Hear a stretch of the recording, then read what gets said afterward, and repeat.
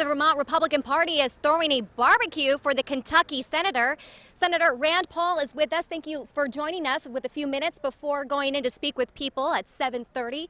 Vermonters here.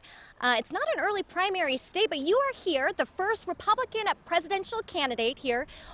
How are you hoping to appeal to Vermont voters? Well, I'm a different kind of Republican. I'm a kind of Republican that wants to defend your right to privacy. I'm a kind of Republican who thinks, you know what, we went way too far in collecting all of your phone records without any suspicion, without a warrant. I'd stop that.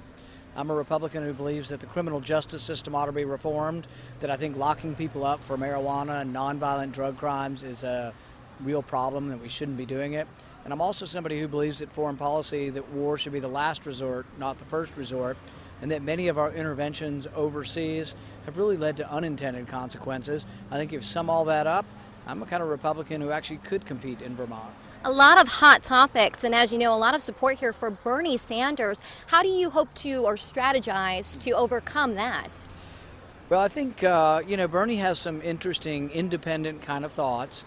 But I think ultimately, if you bring it down to whether or not socialism is a good economic system versus capitalism, I'm going to choose capitalism any time. It's what made this country rich, great, and also what made us so humanitarian is that capitalism creates such enormous amounts of wealth.